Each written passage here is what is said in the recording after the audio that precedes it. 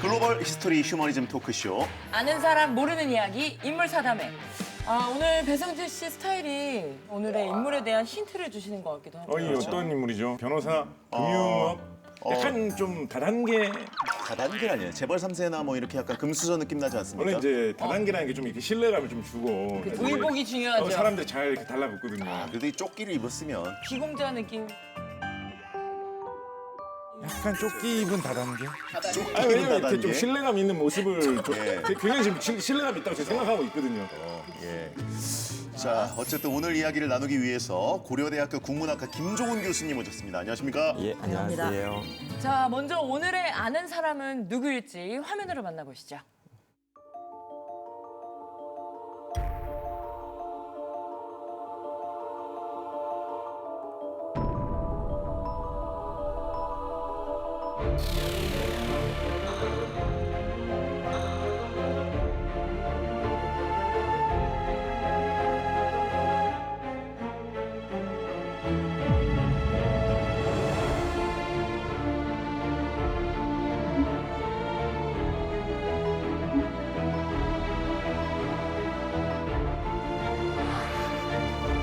그쵸, 천재죠.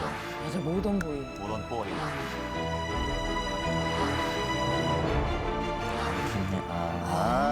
분명히.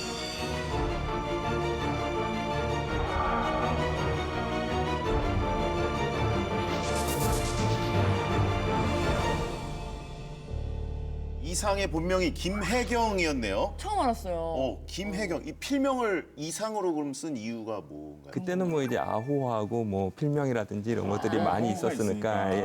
연예인처럼 예명을 쓴 건가요? 예, 창작할 때 김혜경으로 시작했지만 곧 이어서 바로 이상으로 바꿉니다. 고등학교 때부터. 가장 이제 널리 알려진 이야기는 그 이상이라는 사람이 건축 기사이기도 했는데 공사장에서 일본인 인부가 뭐 상자 붙이지 않습니까? 일본어는. 그러니까 김상 그러다가 뭐 이상 이러다가 이상 괜찮은데 이상으로 해야겠다. 뭐 이런 식으로. 약간 허무한데요? 겨우 그걸로요? 예, 되게 그- 대의가 담겨져 있을 거라고 생각했는데. 네, 예. 그리고 또 하나의 일설 같은 경우에는 가장 친한 친구 중에 한 명이 화가 구본웅이었습니다.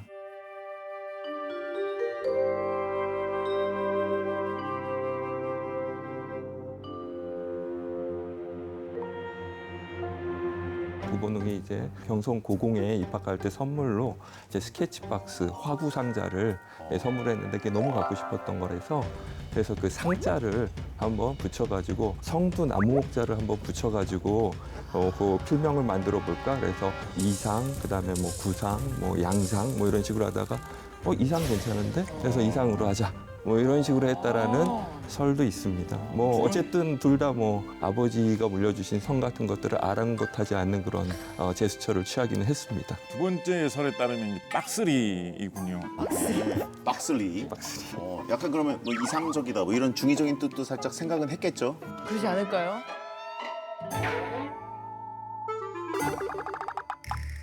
후대 사람들이 그렇게 많이 붙이곤 합니다. 우리의 해석이네. 에이, 김혜경 작가님도 생각하셨겠죠. 그렇겠지. 여러 가지 의미를 그 주셨겠죠. 시절에 안 쓰던 말도 아니었을 텐데 너무 밀어붙였나요? 아무튼 작가 이상 하면은 천재, 요절한 천재, 모던보이 이런 이미지들이 있는데 여러분은 어떤 이미지를 좀 갖고 계셨는지. 저는 사실은 좋은 건지는 모르겠습니다만 2000년대 초 90년대 말 이때 나온 김갑수 선생님 나온 영화 중에 금홍아라고 금홍아. 라는 거기 보면 이상이 약간 좀 뭐랄까요 쓸쓸하게 살면서도 되게 좀 막 사는 사람으로 좀 나오거든요. 그래서 그 영화 속의 모습이 그런 걸로 제 마음속에 좀 남아 있고요. 한편으로는 우리나라 문학상 중에서 이상문학상이 굉장히 유명한 그쵸. 1977년도부터 이상을 기려서 제정된 상이고 온갖 베스트셀러들이 상을 받았던 우리들의 일그러진 영웅, 뭐 깊고 푸른 밤, 나그네는 길에서도 쉬지 않는다. 뭐 갖가지 영화화되기도 한 그런 잘 알려진 문학상이기도 하기 때문에 진짜 영광스러운 상인데 우리 문학사에 어느 정도의 영향력을 끼친 인물이라고 볼 수가 있을까요? 저희가 제대로 된 그런 현대시라고 할 만한 그 시집이 나온 게 김소월의 진달래꽃입니다. 그 진달래꽃이 1925년입니다. 1925년부터 이제 현대시라는 것, 현대성이라는 것을 뭐 실천하려고 하는 시인들이 있었는데요. 처음에는 뭐 현대성 그러면은 뭐 이제 이미지를 감각적으로 표현하는 것 정도인데요. 이상 같은 경우에는 그것을 언어나 뭐 의식, 뭐 인식 면에서 아예 극단으로 밀어붙인 것입니다. 그게 바로 1934년 오감도 발표 때 일입니다. 13인의 아해가 도로를 질주하오. 제1의 아해가 무섭다고 그리오. 제2의 아해도 무섭다고 그리오. 제3의 아해도 무섭다고 그리오. 제4의 아해도 무섭다고 그리오. 아니 근데 낭독할 수 있는 시가 많지 않다. 이건 무슨 뜻일까요? 예, 정확히 말씀드리면 낭독할 수 없는 시들이 이제 몇 편 있습니다. 이 시 한번 읽어보실 수 있으실까요? 예. 1111111점 2점 암호 33333.33 이게 뭐야? 아라비아 숫자니까 좌에서 우로 읽어야 되지 않을까요? 컴퓨터 시간에 진짜 약간 뇌가 할 일 없어질 때 이런 거 막 그냥 다다다다다 찍지 않습니까? 타이핑 연습 이런 네, 느낌으로. 예술성이 있으시네요. 1 따다다다다다닥 2 따다 아하. 저만 그랬나 보네요. 잠깐만, 저 더 어려워졌는데요. 오감도 시제 5호. 어떻게 해요? 화살표는 뭐야? 그 방향대로 읽으라는 겁니까? 이거 한외소형의 신의 안전에 아전 낙상한 고사를 유함. 이게 무슨 말이야? 아니 원래 근데 시라는 게 낭독하라고 이렇게 만들어져 있는 거 아닙니까? 근데 너무 어려운데요? 그렇죠. 나중에 뭐 노래도 만들 수 있고 그치. 그래야 되는 거 아닙니까? 시 맞습니다. 시 맞고요. 그 이게 조선중앙일보 신문 하계면의 정중앙에 연재되었었는데요. 그러니까 현대성을 중시하는 그런 시들은 이제 시간성보다, 그러니까 낭독을 할 수 있는 시간보다는 공간을 지향한다. 뭐 이런 말들도 있는데 거기에 아주 적합한, 그러니까 낭독 불가한, 그래서 공간으로만 제시되는 그런 시라고도 할 수가 있을 것 같습니다. 너무 파격적인데요. 예, 낭독할 수 없는. 침수된 축사와 구별할 수 있는가? 그럼 저 그림이 뭐 축사인가요? 이게 이제 자신의 내부를 뜻하는 것. 내부. 예, 예. 아까 보았던 그 글자 거꾸로 본 것들도 역시 마찬가지로 거기 이제 책임이사 이상이라는 그런 말이 있거든요. 그러니까 이상이 이제 환자를 이렇게 진찰하고 있는데 그 내부의 모습이라고 할 수가 있겠죠. 4호하고 5호 둘 다 인간의 어떤 내부를 이렇게 형상화한 그런 모습이라고 보통은 이해를 하고 있습니다.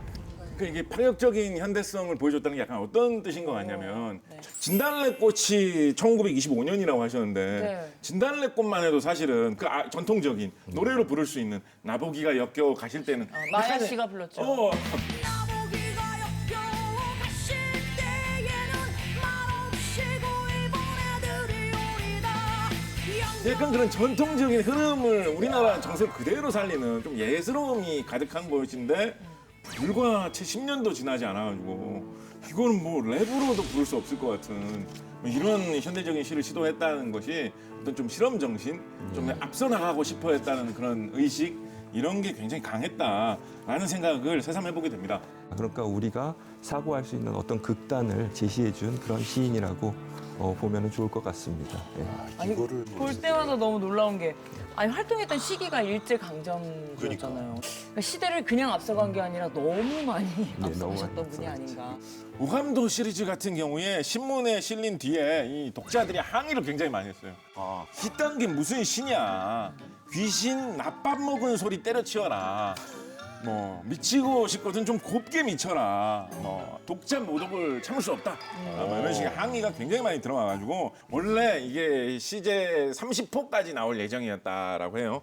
그런데 15회까지 연재가 되다가 연재 중단이 되었다라고 합니다. 악플이 많이 달린 거네요. 지금으로 치면 그러네요. 악플 때문에 중단된 거네요. 근데 이제 이때는 악플을 한번 보내려면 편지지를 꺼내가지고 편지를 쓰고 편지 봉투에 그걸 곱게 접어 넣어서 우표를 사와가지고 주소를 써가지고 그거를 우체통에 넣어야지 악플을 하나 보낼 수 있는 거거든요. 정성이 있어야 되네. 그런데도 이 정도의 악플이 달렸다라는 거는 정말 많은 사람들이 항의의 마음이 막 불타올랐다라는 사실 그런 거라고 생각해 볼 수도 있겠죠. 근데 이제 이상은 자신을 미쳤다고 비난하는 독자들에게 이렇게 반문했다라고 네. 합니다. 왜 미쳤다고들 그러는지 대체 우리는 남보다 수십 년씩 뒤떨어져 마음 놓고 지낼 작정이냐. 좀 이렇게 파격적인 것도 좀 해봐야 되지 않겠느냐. 그게 미래 아니냐. 뭐 이런 식으로 주장을 했다라는 것이죠. 자신의 예술과 새로운 시도를 몰라주는 사람들이 좀 답답했던 그런 마음이 있었던 것 같고요. 그러면서도 꾸준히 이렇게 또 활동을 하면서 계속 또 사람들과 소통을 하고 싶어 했던 마음도 또 계속 깔려 있었던 것 같다는 그런 생각도 해봅니다. 예, 이상 시도 이제 폐결핵 이전과 이후로 아주 극명하게 갈리게 됩니다. 네네. 폐결핵 이전에 어떤 관념적인 사고가 승했을 때 시제 4호라든지 5호 같은 것들, 폐결핵 이후에는 이제 내 주변에 있는 사람들과의 소통 뭐 이런 것들을 조금 더 관심을 기울이기 시작했습니다.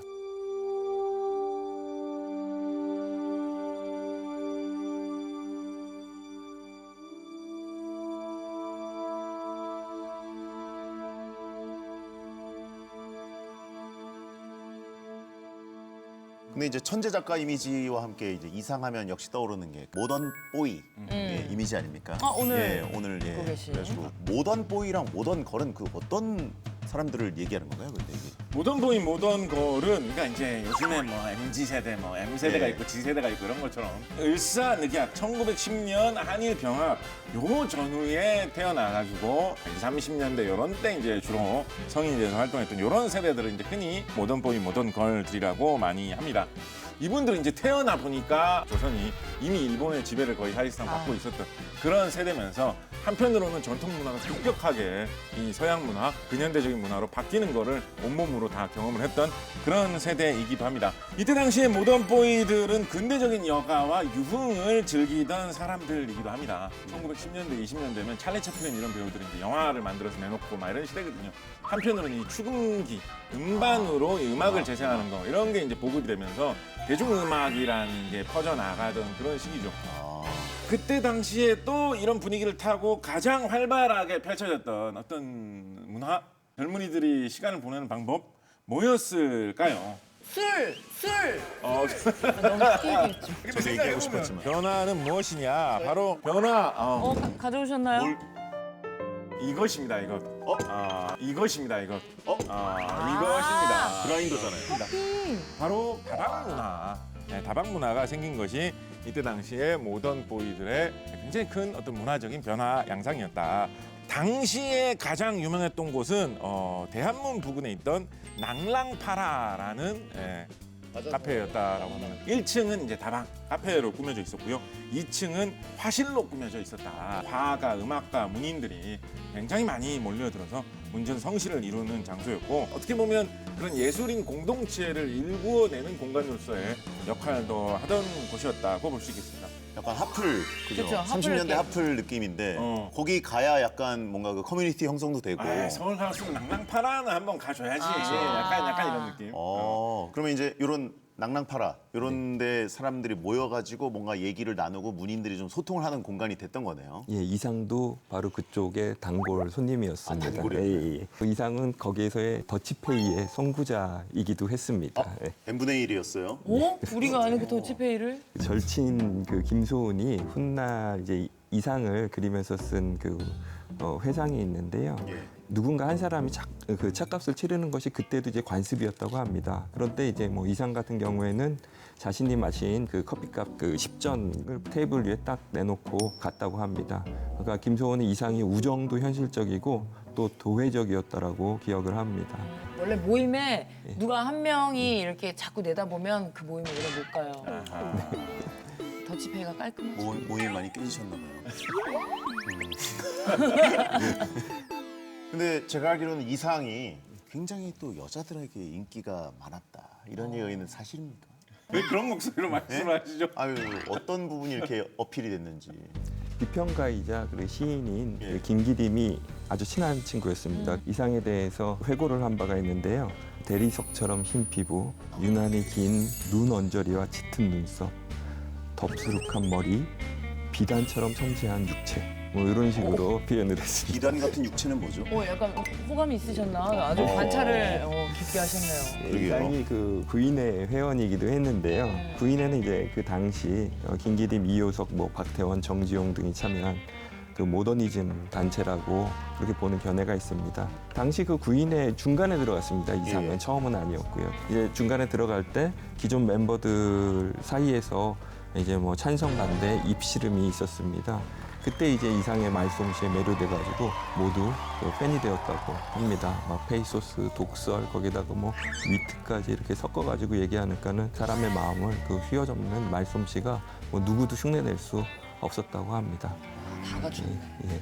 작가 이상 선생님이 직접 다방을 운영하기도 했었습니다. 제비 다방. 제비요? 제비. 한탕을 노린 그런 글쎄요.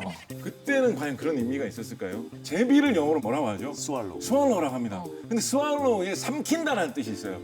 꿀꺽. 예. 꼭 삼킨다 스왈로우. 그래서 좀 많이 먹어라 라는 뜻으로 커피도 원샷을 좀 하고 여기 오신 분들 많이 드시라라는 많이 드시라. 그 염원을 담아서 제비다방이라는 이름을 붙이지 않았나라고 그냥 저 혼자 생각을 해본 적이 있습니다만 낭랑 팔아 나도 핫플레이스 만들 수 있다 꿈을 꾸었겠지요. 가게 운영이 쉬울 리가 없거든요. 자영업이. 사업하고 잘 안 맞으실 거예요. 예, 그래서 월세도 못 낼 정도로 굉장히 힘드셨다라고 합니다. 이상의 절친인 구보 박태원이 제비다방에 관해서 쓴 글을 보면 어떻게든지 월세를 막기 위해서 뭐 음악 틀 수 있는 뭐 그런 기기도 다 팔아치워가지고 그걸로 월세 내고 전화기 놓여있던 것도 이제 팔아치우고 뭐 그렇게 하다 보니까 요즘에는 이제 휴대전화가 있으니까 이게 큰 중요한 기능이 아닌데 진짜 80년대까지만 해도 이런 다방이나 사람이 오래 머무는 곳에서는 전화기를 구비하고 있어가지고 거기 전화 오면 누구누구 씨 전화 왔습니다 라고 해가지고 그게 전해주는 게 중요해요. 그게 뭐 음악도 못 들어 여기 가 있으면 연락도 안 돼 어디 연락할 수도 없어 손님이 더 안 들죠. 그치, 카페의 기능을 지금 많이 예. 상실하고 있는데. 그런데 그렇게 어려운 형편이었는데도 동생 오키가 오면 주머니를 탈탈 털어가지고 아유 용돈으로 써라 맛있는 거 사 먹어라. 그 뭐 짝짝 긁어서 준다고 해가지고 정말 뭐 넉넉한 그런 살림살이가 아니었습니다. 예. 날개에 이제 그 당시에 그 이상이 살고 있었던 방의 풍경이 어느 정도 이제 묘사가 되어 있습니다. 예. 새방살이를 했고요. 아랫방은 그나마 이제 아침결에는 책보만한 그런 해가 들어갔는데 이제 오후에는 그것마저도 이제 손수건만 해줬다고 할 정도로 어두침침한 그런 방이었고요. 또 자신의 방은 볕 한 줌도 들지 않는 그런 방이라고 묘사했습니다. 오키 씨 말에 의하면은 방이라기보다는 우리에 가까울 정도라고 또 정리도 하지 않고 그렇게 지냈다고 합니다. 아니, 모던보이가 이렇게 가족 부양에 강한 책임감을 느꼈다는 것도 좀 놀라운 사실인데 네. 그가 그렇게 가족을 생각했던 이유가 뭔지 궁금합니다. 예, 이상이 그 이남 일녀의 장남이었는데요. 네. 그 중에서 이제 그 여동생인 오키 씨하고 매우 가까운 사이였습니다. 이상 어린 시절부터 이제 살펴볼 필요가 있는데요. 1910년에 이제 이상이 서울에서 경성에서 태어났습니다. 일제 강점기가 시작했던 바로 그 시기. 이상은 가난한 집에서 태어났고요. 아들이 없었던 그 큰아버지 댁 양자로 들어가게 됩니다. 그런데 거기에서 이제 큰아버지가 돌아가시는 23살까지 생활을 했습니다. 뭐 그 당시 이제 문화라고 하더라도 입양되는 그 입장에서는 뭐 마음의 상처, 정신적 상처가 없다고 얘기하기는 좀 어렵겠죠. 그 형제자매나 이제 아버지 품을 떠나가지고 큰아버지 댁에서 사실상 장손 역할을 그럼 해서 큰 거네요. 그렇습니다. 예. 얼마나 그리웠을까. 진짜. 예, 어린 시절에 그 이상이 이제 친부모가 그리우니까요. 본가를 좀 몇 번 찾아갔나 봅니다. 그런데 그때마다 이제 큰아버지에게 혼쭐이 났다고 합니다. 왜? 그 아버지하고 큰아버지 사이에는 좀 갈등의 골이 있었습니다. 큰아버지는 영특하신 분이었고요. 또 총독부 관리직이었습니다. 그래서 이제 기울어진 가세를 일으키는데 한몫을 하셨고요. 그 이상의 아버지는 뭐 상대적으로 그렇지는 못하셨던 것 같습니다. 큰아버지 소개로 국내부 뭐 활판소에서 일을 하게 되는데 종이 자르는 기계에 이제 손가락 3개가 뭐 순차적으로 아이고. 잘리기도 했고요. 그래서 뭐 할아버지가 보기에는 이제 장손이 잘 되어야 하는데 저 집에 있으면 안 될 것 같으니까 큰아버지 양자로 그렇게 드리게 된 것입니다. 큰아버지는 교육열이 상당히 높으신 분이었다고 해요. 예. 사실 이상은 어릴 때부터 그림의 소질이 많았고 화가가 되고 싶은 꿈을 한동안 품고 있었다라고 합니다. 예. 보성고등 그 보통학교에 다닐 때는 그 미술반 활동을 하면서 교내 미술대회에도 입상을 합니다. 경성고등공업학교 시절에는 자화상을 유화로 그리기도 했고요. 너무 멋있는데? 이 자화상이 이제 극도의 내면 심리를 표현하려고 그 노력한 흔적이 엿보입니다. 너무 멋있다. 너무 멋있어요. 또 1931년에는 조선미술전람회에 작품을 출품해서 입선할 정도였습니다. 당시 색감이 매우 독특했습니다. 화면 전체를 노란색조로 채웠다고 하는데요. 노란색. 당시 노랗게 그린 이유를 물으니까 내 눈에는 온 세상이 다 노랗게 보인다. 뭐 이런 식으로. 한 분이 약간 오버랩되는데요. 약간 그러면 뭔가 K 고흐? 예. 고흐 느낌인데? K 고흐가 되실 뻔했던 거 아닌가요? 고흐도 말년이 되게 암울했잖아요. 그러네요. 뭔가 근데 큰아버지가 아이 뭐 그림 이런 거 배워가지고 어떻게 먹고 살래? 기술을 배워야 된다라고 강력하게 밀어붙였고 그래서 이상은 경성고등공업학교의 건축과에 진학을 하게 됩니다. 이 경성고등공업학교가 지금의 서울대학교 공대의 전신이라고들 하지요. 오. 이상의 학적부를 뗄 때는 그 서울대에서 뗄 수 있습니다. 오. 샤에서 뛸 수 있는 거예요? 예, 그렇습니다. 오. 멋있다. 잘 된 거 아닌가요? 그게 또 뭐 잘 됐다고 볼 수도 없는 게 큰아버지가 그 이상을 양자로 드린 다음에 2년이 지났을 때 재혼을 합니다. 그 재혼한 분을 큰 어머니라고 하지 않고 이제 작은 어머니라고 불렀습니다. 이상이. 왜냐하면 이제 그 원래 큰 어머니에 대한 예우가 아니었을까 뭐 이렇게. 나에게 아, 큰 네. 어머니는 한 분이다. 당신은 작은 어머니요. 그녀는 그 큰아버지가 결혼할 당시 아들이 한 명 있었고요. 그래서 재혼한 큰 어머니하고 이상 사이에 갈등의 골이 조금 있었던 것 같습니다. 예. 그 이상의 수필 중에 공포의 기록이라는 그런 글이 있습니다. 거기에서 그동안 나는 나의 성격의 서막을 닫아버렸다. 라고 이렇게 이야기를 합니다. 그 오키 씨가 오빠 이상 그 회고할 때에도요. 오빠의 성격을 서막부터 어두운 것으로 채운 사람이 큰어머니였다고 그렇게 회고합니다. 예. 그때 갈등이 좀 어둠을 이제 조금씩 들이우기 시작했다. 그 이상이 살던 집이 현재 종로구 통인동에 남아 있거든요. 서촌 쪽이기 때문에 서촌도 나름 굉장히 핫플레이스잖아요. 아우, 그래서 그쵸. 3살부터 20여 년간 머물렀던 집터의 일부. 입양간 집 근처의 예. 터라고 그렇게 합니다.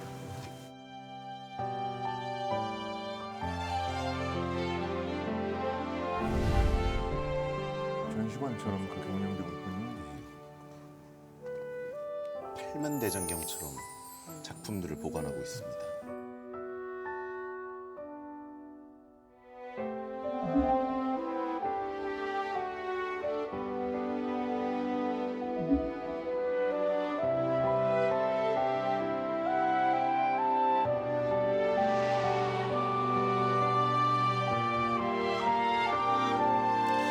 아까 말씀해 주셨던 그게 계속 생각나. 빛 한 줌 들어오지 않는.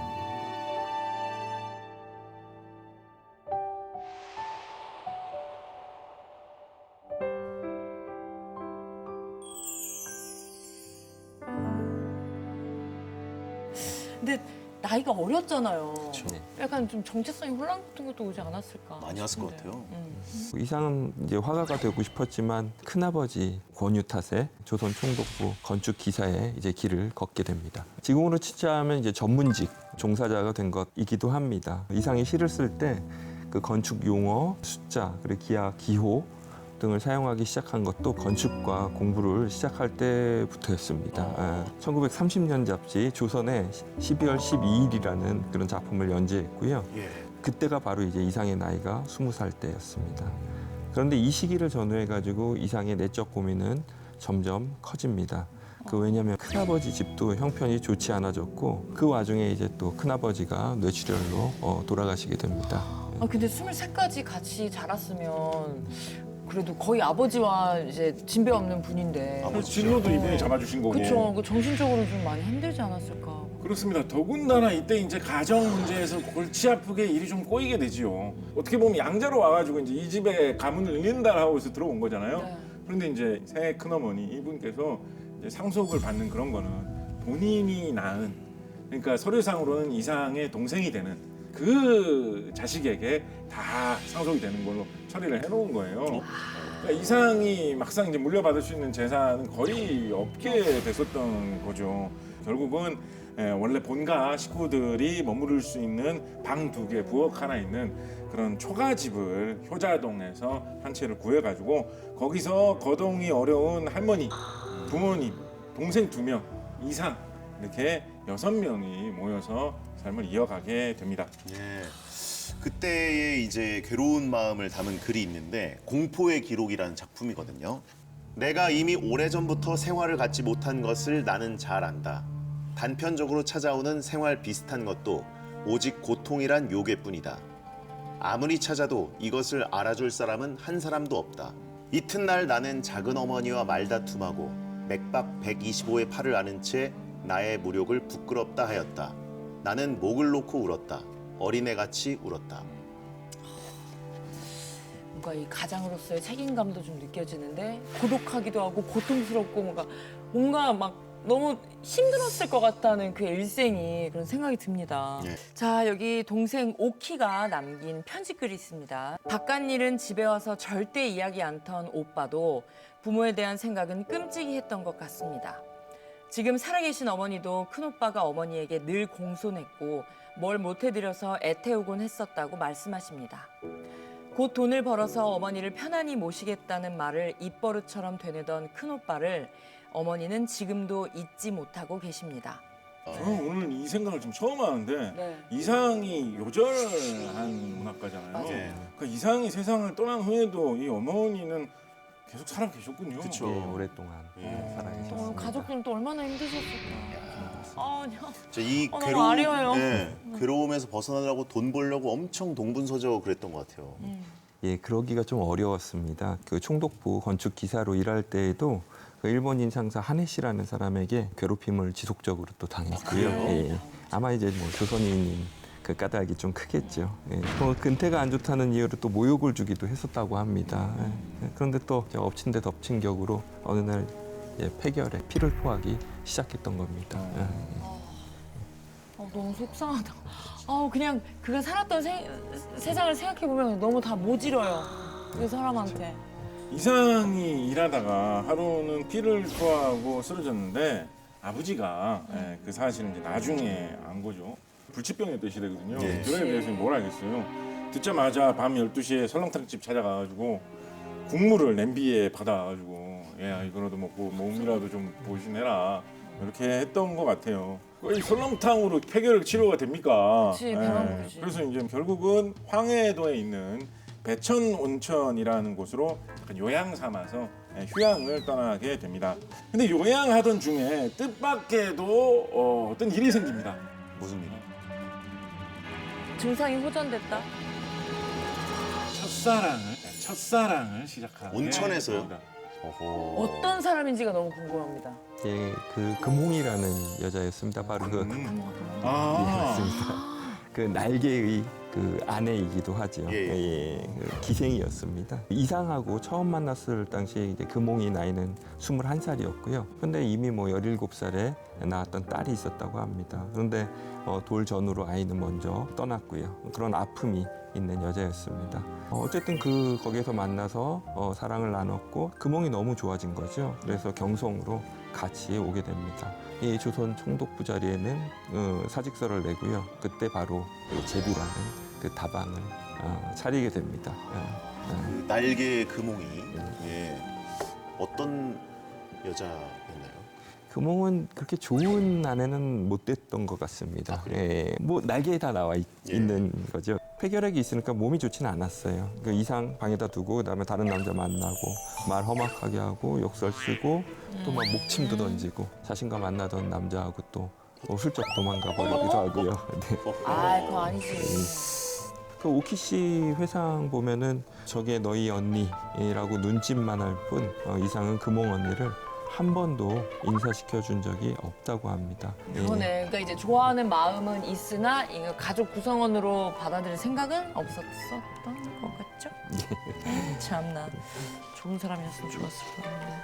예, 그 또 오키 씨 그 회고를 따르면요, 그 금홍에 대한 원망 섞인 이야기가 좀 나옵니다. 그 제비와 같은 그런 가게를 이제 운영하려고 할 때, 그 여성이 팔을 걷고 또 도와주었으면은 그렇게 망가지지는 않았을 거라고 그렇게 원망을 하기도 했습니다. 예. 이상이 생계 유지가 너무 힘들어가지고 네. 구인회 사람들, 그러니까 어떻게 보면 동료 문학가들이죠. 예, 도움을 받아가지고 좀 살려고 하던 그런 시기도 잠깐 있었던 것 같습니다. 박태원이 쓰는 소설가 구보 씨의 일이 유명한 소설이죠. 거기에 이제 그냥 그림 잘 그리니까 사파를 좀 그려줄 테니까 이렇게 좀 원고료 어떻게 좀 나누자 뭐 이런 식으로도 했던 것 같고요. 시를 쓰면서 생계를 유지하려고 노력하기도 했고 뭐 그런 식으로 살려고 애를 썼다라고 합니다. 나중에 소설을 읽어보면 이제 그 자기 아내에 해당하는 여성은 뭐 좋게는 크게 설명을 안 하고 있는데 그렇다고 막 되게 원망하고 있지는 않거든요. 끝까지 읽어보면 내가 무능하고 내가 못나서 이렇게 살고 있는 거지. 본인 그런, 뜻을 그런 좋아해서. 쪽으로 이렇게 쭉 이어지거든요.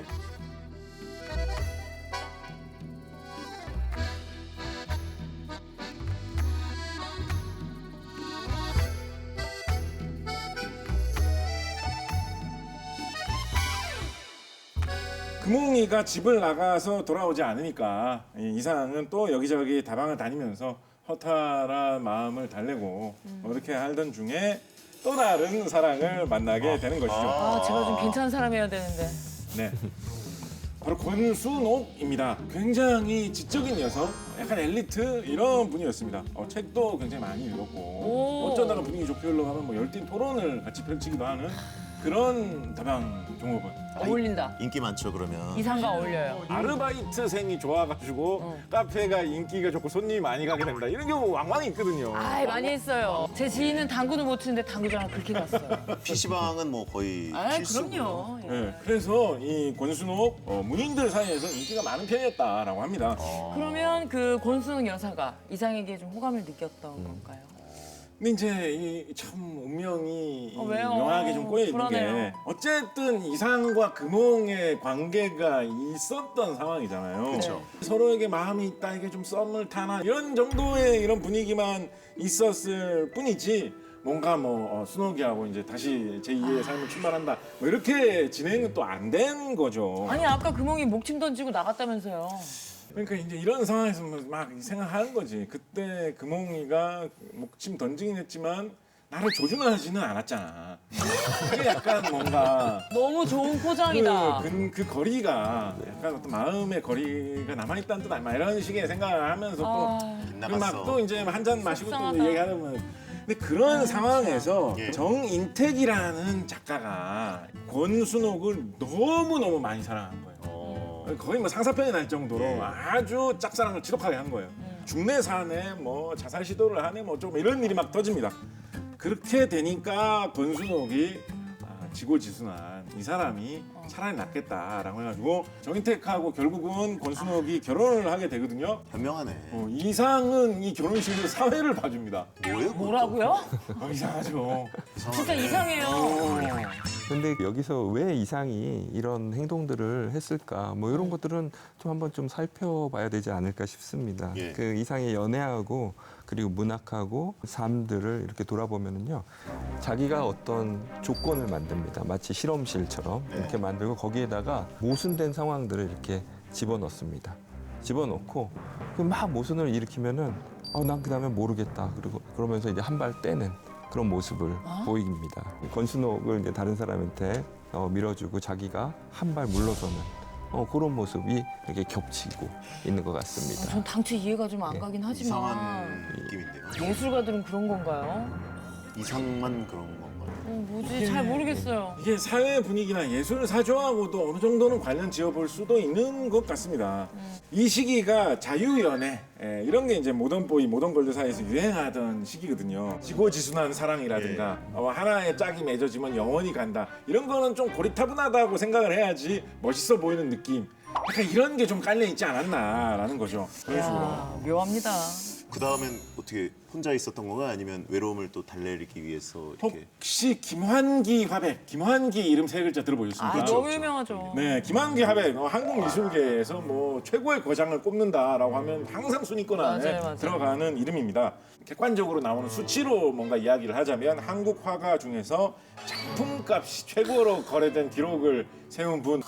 2019년 그 이름도 유명한 홍콩 크리스티 경매장에서 우주라고 하는 김환기 화백의 그림이 무려 132억 원의 경매가 되었다라고 하지요.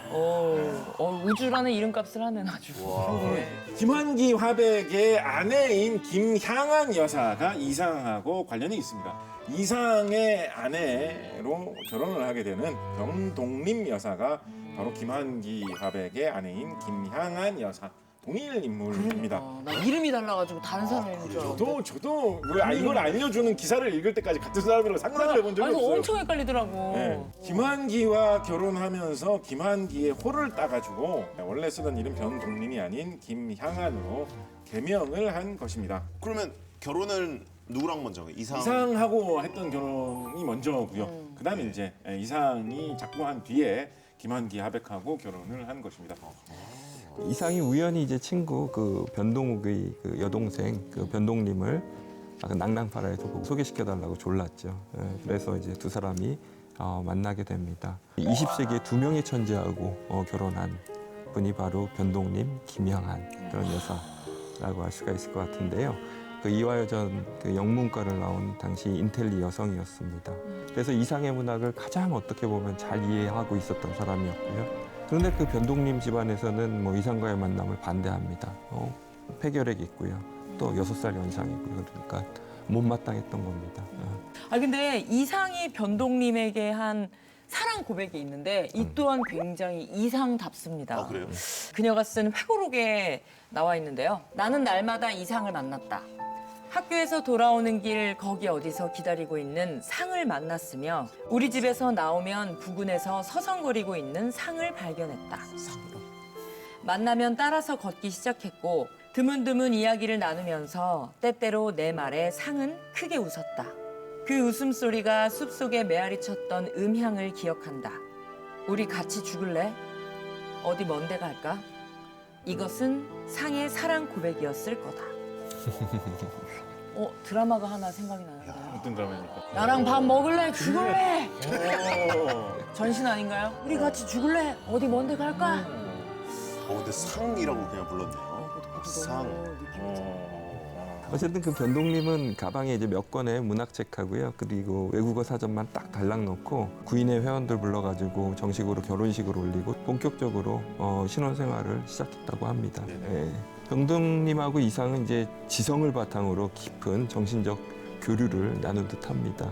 변동림의 글 중에는 그런 것이 있습니다. 사랑이란 믿음이다. 믿지 않으면 사람은 서로 사랑할 수 없다. 믿는다는 것은 서로 인격을 존중하는 거다. 그것이 곧 지성이다.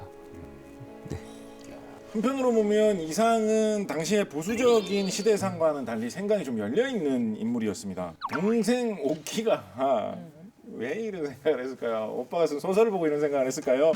애인과 야반 도주를 해야 되겠다라고 해가지고 만주로 도망가버린 사건이 있었습니다. 멀리 갔네요. 네. 일단 그 정도로 멀리 갔으면 네가 정말 굳은 체념이에요? 결심을 했구나. 다시 돌아오지 마. 이상한 동생을 믿었다라고 해요. 저도 그 얘기예요.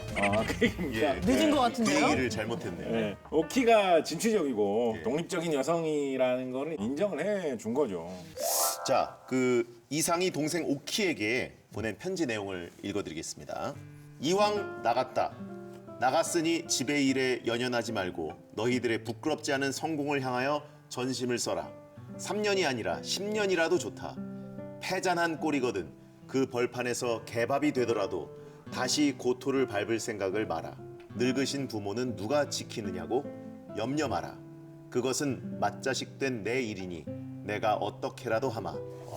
아니 첫 줄만 보면 어디 전쟁 나가는 전사. 그러니까 병자호란때 쓴 편지 같은 느낌이에요. 동생 오키가 만주로 이렇게 떠난 것이 이상에게는 상당히 큰 자극이 되었던 것 같습니다. 아내 변동님에게 나도 뭔가 어디 나가가지고 새로운 계기를 좀 찾을 생각을 한다. 그래서 나는 일본으로 도쿄로 가겠다. 그 변동님이 이제 일본인이 운영하는 바에 나가서 이제 일을 하고요. 친구 구본웅이 일본으로 가는 그 노잣돈 같은 것들을 또 쥐어지고 또 마침 이제 그 남자 동생도 취직을 하고 그러면서 이제 갈 때가 됐다 이렇게 생각을 하고 그에게 1936년 10월이죠. 그때 이제 가보고 싶어하는 그런 동경으로 떠나게 됩니다. 그게 이제 3개월 와, 결혼한 지 3개월입니다. 대단하다. 근데 뭐 이유가 있을까요? 꼭 동경이어야만 했을까요? 사실 정말 가고 싶었던 곳은 그 파리입니다. 파리. 그러니까 최첨단 근대라는 것을 맛보기 위해서였는데 파리는 못 가죠. 너무 멀고 돈도 없고. 그래서 이제 동경으로 갑니다. 그 길이 이제 바로 생애 마지막 길이 된 것이겠고요. 동경에 갔더니만 실망감만 이제 안겨준 것 같습니다. 식민지였던 경성이 근대의 모조품이라고 생각해서 떠나온 거였는데 실제 동경의 모습도 별반 다르지 않다. 아마 파리도 그랬을 것이다. 그렇게 건태로운 이제 생활 그리고 실망감이 더해지던 즈음에 하숙집을 나와서 거리를 걷고 있는데 일본 경찰의 불신 검문에 이제 걸리게 됩니다. 그렇게 한 달 남짓을 불량한 조선인이라는 죄명으로 유치장에 갇히게 됩니다. 그때가 이제 뭐 10월, 11월, 뭐 이제 12월 겨울입니다. 근데 이제 폐결핵도 있는데 그 추운 날에 유치장에 갇혀 있으면 그게 악화될 수밖에 없는 거잖아요. 예. 그러니까 이제 일본 경찰들이 이거 송장 치르게 생겼다 그래가지고 그때서야 이제 병보석으로 이상을 차에 태워서 하숙집 앞에다가 이렇게 내팽개치고 갑니다. 못됐다. 아이 참. 그냥 그야말로 길바닥에 내팽겨 친 거네요. 임종을 변동님 여사가 지켰는데 이때 마지막으로 이상이 남긴 말 어떻게 보면 유언이지요. 그 유언이 아 오늘도 이 안에 들어있습니다. 이 등장하는군요. 안에 은쟁반. 임종인데 웬 이상의 유언이 이 안에 들어있습니다. 메뉴가 나오죠? 뭘까요? 음식일 것 같긴 한데. 일본 땅이니까 일본 땅. 김치찌개 한번 먹고 싶다. 아 한국의 음식이 그리웠어. 그런 느낌. 이것입니다. 이것입니다. 이거. 엥? 이것입니다. 이거. 엥? 메론? 이거 뭐야? 멜론이요? 멜론입니다. 숨을 거두기 전에 이상이 샌비키아의 멜론을 먹고 싶다. 이 말 듣고 서둘러서 병원 근처에 어느 노점에서 멜론을 사왔는데 이상이 그런 걸 먹을 수 있는 상태는 아니었죠. 그래서 그대로 눈을 감고 당시 이상의 나이 27살이었다고 합니다. 일제강점기 이 시대에 이국적인 과일, 뭔가 현대적이고 근대적인 느낌을 주는 그런 새롭고 세련된 어떤 그런 상징, 그런 거를 찾는 이상의 마지막 모습이 마지막 유언 속에서도 좀 드러난다. 뭐 이런 생각을 해볼 수 있다라는 것이 요점 아닌가 싶습니다. 마지막으로 이상의 시 하나를 소개하고 싶습니다. 예, 아침이란 시인데요. 이게 그 폐결핵에 대한 고통이 좀 잘 드러나 있는 그런 시입니다. 아침, 캄캄한 공기를 마시면 폐에 해롭다. 폐벽에 끄름이 앉는다. 밤새도록 나는 몸살을 앓는다. 밤은 참 많기도 하더라. 폐에도 아침이 켜진다. 밤사이에 무엇이 없어졌나 살펴본다. 습관이 도로와 있다. 다만 내 치사한 책이 여러 장 찢겼다. 초췌한 결론 위에 아침 햇살이 자세히 적힌다. 영원히 그 코 없는 밤은 오지 않을 듯이. 본인의 몸 상태를 굉장히 내밀하게 적을 줄 알았네요. 예, 그러니까 아마 밤새 피를 토하면서 보던 책들을 찢어가지고 아마 닦았을 수도 있을 것 같습니다. 그런데 그 책이 바로 자신의 육체이기도 하죠. 그래서 이제 초췌한 결론, 그 아주 얇아진 그 책의 두께에서 그는 자신의 수명이 그 줄여들고 있다는 것을 미리 예감을 했던 것 같습니다. 그리고 또 자신의 현실을 대면해서 허망한 탄식을 할 수밖에 없는 그런 천재 이상의 모습이 독자에게 비춰지지 않았을까 싶습니다. 끝까지 너무 그의 삶이 너무 외롭고 고독하고 막 고통스럽고. 자, 저희가 긴 이야기를 나눠봤는데 이상은 어떤 사람이었다고 생각하시나요? 시대를 잘못 타고난 불운하라고 할 수가 있을 것 같습니다. 시대를 뛰어넘으려고 했는데 결국에는 시대 안에 갇혀 있는 사람. 나라 잃은 시대에 대해서 생각을 별로 안 하려고 했는데 결국에는 식민지 일본 때문에 생을 달리한 불운한 청년. 거기에다가 좀 덧붙여서 말씀드리자면은 병을 앓고 난 다음에는 주위 사람들과 자신을 굉장히 귀히 여겼던 그런 사람. 오늘 지금 제가 40대가 돼가지고 이상의 삶을 이렇게 보니까 너무 젊을 때 세상을 떠난 것 같은 거예요. 너무 어린 날이. 진짜 피워보지는 못하고 세상을 떠난 느낌이 드는 거예요. 그래서 지금 저는 오늘 애기죠, 애기. 이상이 건강하게 오히려 좀 오래 살았다면 그런 어떤 현실과 이상의 괴리, 뭐 자신이 추구하던 어떤 근대적인 세련됨과 사회의 어떤 차이 이런 거를 굉장히 발전적으로 다 극복을 해가지고 그걸 다 융합시켜서 더 뭔가 멋있는 거를 완숙하고 아주 멋있는 거를 30, 40대에 보여줄 수도 있지 않았을까? 너무 아쉽다. 그런 생각도 저는 오늘 되게 많이 하게 되었습니다. 맞아요. 진짜 살아계셨다면 어땠을까? 그의 중년은 어땠을까? 또 노년은 어땠을까가 그렇습니다. 청년들의 고뇌도 여기 많이 묻어 있는 것 같아요. 그걸 쓸 수 있었던 천재가 아닌가. 예, 오늘의 인물 사담에는 여기까지입니다. 네, 자 오늘 인물 사담의 시즌 1 마지막 방송인데요. 벌써요. 이렇게 됐습니다. 저희가 너무 정말 빨리 지나갔는데. 여러 인물들을 다뤄봤었는데 또 시즌 2로 만나뵙기를 희망하면서 예. 저도 열심히 내실을 다지고 오겠습니다. 그렇습니다. 더 좋은 모습으로 만나뵙길 희망합니다. 글로벌 히스토리 휴머니즘 토크쇼. 아는 사람 모르는 이야기 인물 사담에 그동안 시청해주셔서 고맙습니다. 고맙습니다. 고생하셨습니다. 감사합니다. 고맙습니다.